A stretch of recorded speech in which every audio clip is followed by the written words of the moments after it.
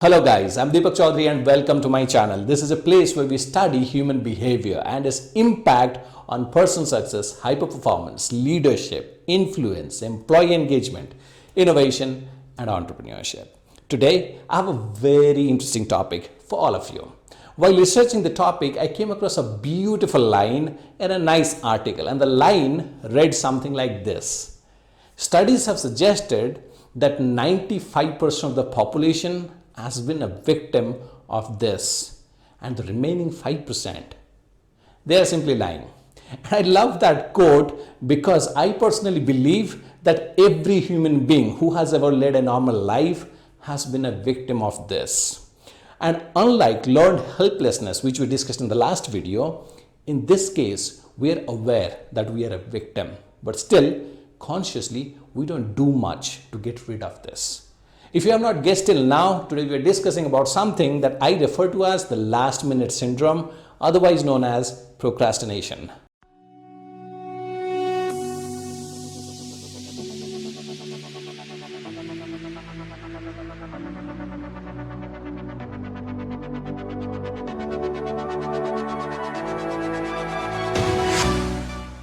Have you ever wondered what are the sources of shame, regret, guilt, and anxiety in your life? When I tried to find out in my life what are the sources of shame, regret, guilt, and anxiety, I found often the reason behind that is procrastinating, delaying things that needs to be done now. Could you recall the last time you had to deliver something or produce something by a deadline and you had enough time to plan it and execute it, but what you did is crammed that entire effort into the night before the deadline? Do you remember the amount of tension, the amount of anxiety you were feeling at that time? And because of that, you took almost twice the time you actually needed to finish this task. And do you recall acknowledging to yourself just after delivering that I know I could have done much better if I would have planned it? Guys, every single time procrastination delivers to us shame, regret, guilt, and anxiety in all dimensions of our lives. In our education, in our careers, in our relationships, in our finances, in our social status, in our overall success. It needs to be handled. There has been numerous amount of studies on procrastination to find out what is the root cause behind it, what are the different types of procrastination, what are the different ways which we can utilize to overcome or get rid of procrastination from our life.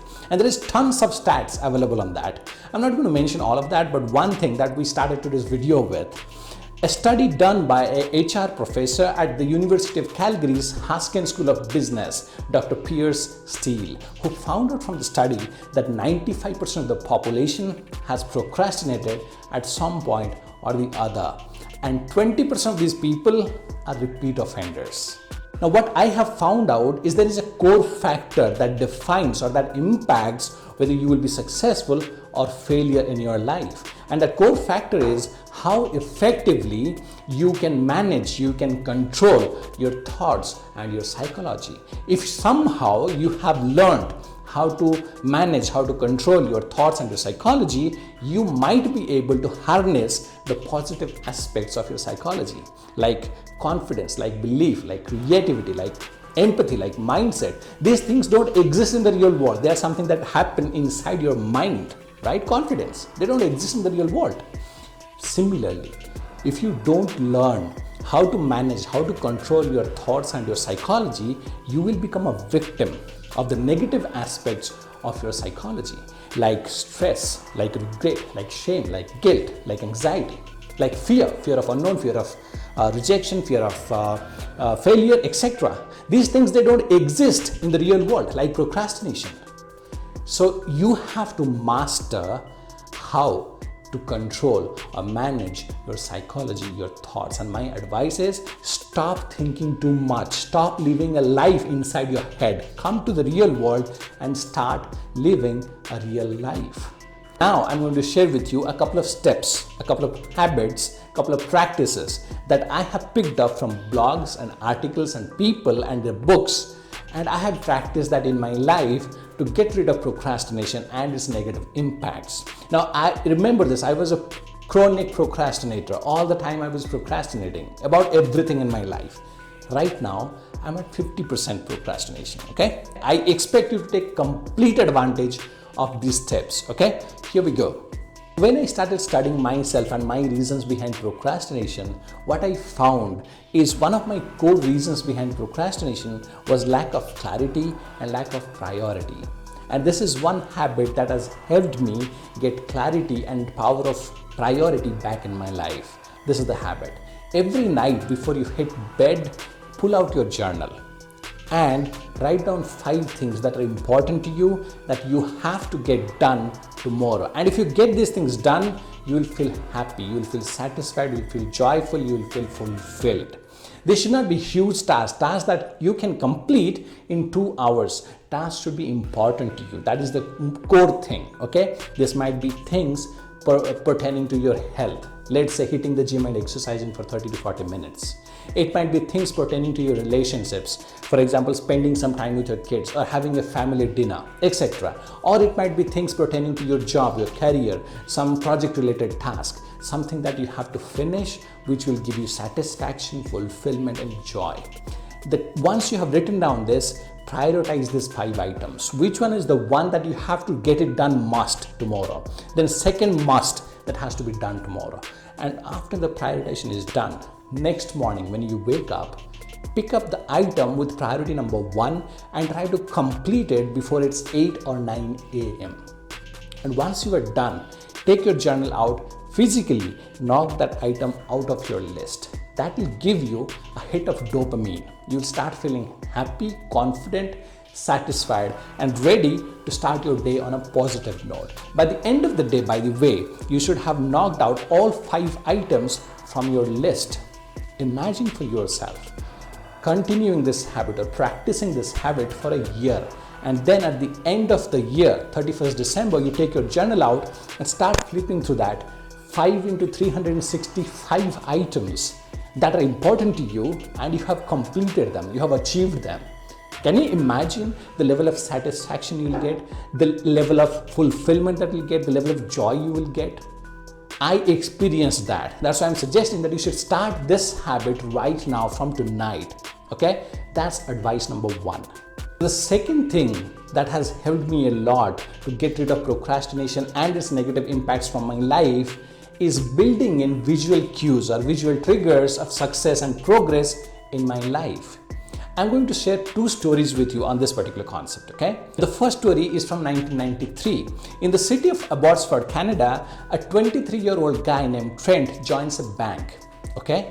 And Abbotsford is a small town in the shadow of a big city like Vancouver, right? So nobody's expecting a miracle from a 23-year-old guy in a small town called Abbotsford. But within 18 months of time, Trent is bringing in $5 million in sales for the bank, and he's making around $75,000 annually for himself, which is equivalent of $125,000 in today's currency. And he's only 24, and soon after he lands a job with a 6-figure salary. When inquiry happened that how you became so successful, this is what Trent had to say. At my desk in the bank, I had 2 jars. One jar filled with 120 paper clips. Other jar is empty. After reaching the bank every morning, after settling down, I'll start making sales calls. And after making every call, I'll pick up a paper clip and move it into the empty jar.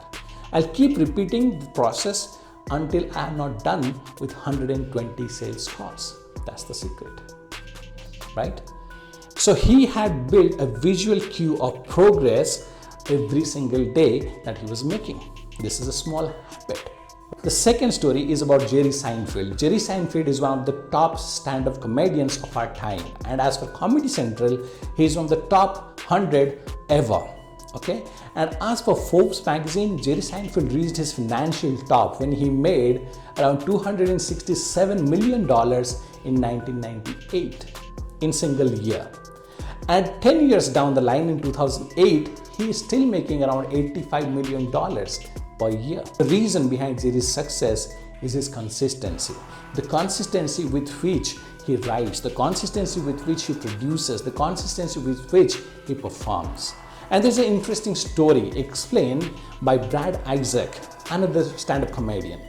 Brad was an upcoming comedian when Jerry was successful, and he happened to meet Jerry in one of the clubs when he was performing one evening, and he approached Jerry asking, Jerry, what advice do you have for upcoming comedians like us? And Jerry suggested something like this. See, to be a successful stand-up comedian, you have to come up with new jokes. And to come up with new jokes, you have to write every single day. What you can do is buy a one-page yearly calendar where the entire year is visible on one page. Put that calendar on a prominent wall of your house. Now, every single day after you are done with your writing assignment, take a red magic marker and cross that date from the calendar. After a few days, you will have a chain. The only job you have after that is not to break the chain. Again, we are talking consistency. And if you remember, both the cases, we are talking about visual cues, visual triggers that will help us, remind us of our progress. And the important thing is, both the cases, nobody is talking about results, about targets, nothing. The focus is on the habit. The focus is on performance, right? The visual cues that help you keep going. My question to you is, what kind of visual cues you have at your workplace that shows you, that communicates to you your progress? What kind of visual cues you have that communicates progress to your team members? Start working on that. And this is the third thing that has helped me get rid of procrastination to a lot extent. And this is a little bit of a reflection on myself. When I started understanding why I keep telling myself I can do it tomorrow, I can do it the next week, I can do it the next month, the next quarter, the next year, I understood that I have not been taking my mortality seriously. I have to accept, you have to accept, we all have to accept genuinely that there is a chance that I might not wake up tomorrow. There's a chance that I might not contribute to your success after today. There is a chance that I might not make my next video, right?